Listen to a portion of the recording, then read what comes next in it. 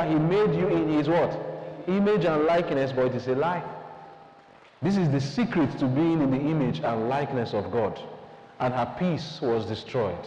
Her joy was taken away until she ate that fruit. And then she ate. She gave to her husband, and he also did what? Ate. And two of them gave up their dominion to the serpent. The dominion was given to Adam at first, the dominion of this earth.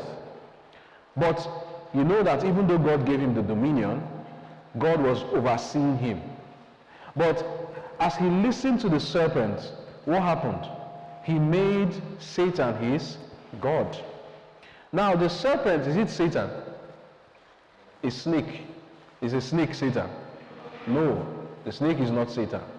Just like Moses and Aaron were mediums for God, so also the serpent was a medium for Satan.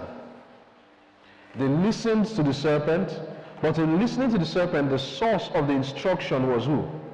Satan. Therefore, in carrying out the serpent's instruction, they were carrying out Satan's instruction, and therefore they made him their God.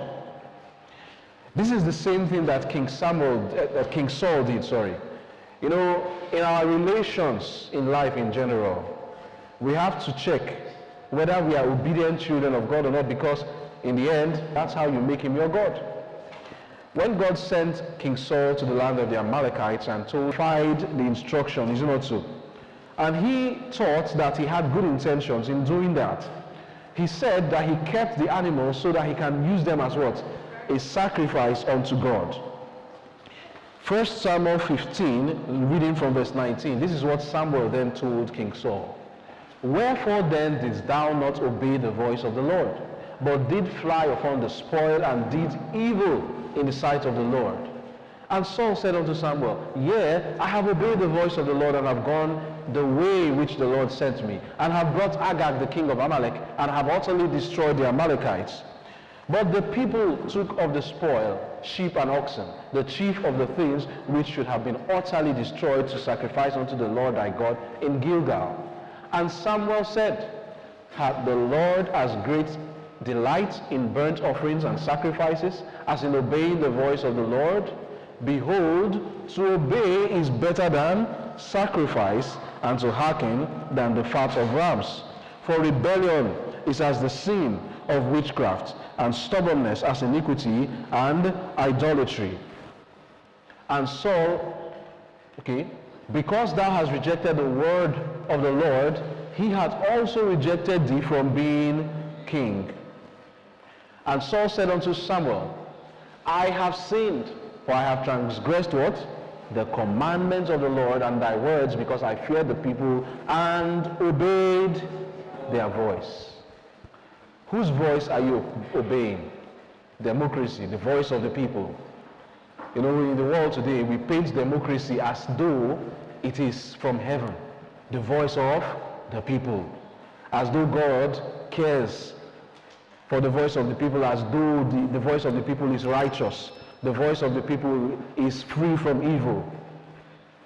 That was what King Saul was doing. He was a populist king. They chose him by democratic rule, and therefore whatever they say, he wanted to carry it out, instead of realizing that it was God who made him king, and it is the voice of the Lord he was supposed to obey. There are many ways where we make gods for ourselves in this way that King Saul did it, and also Adam and Eve did it, listening to the voice of someone else that is contradicting the voice of God. When we do that, we have made gods for ourselves. And this is why in the book of Luke chapter 6 verse 46, Jesus asked the question, And why call ye me Lord, and do not the things which I say? To what extent does God want us to do the things that he says? Does God seek our creativity, or does he want us to be servants to him? Which one?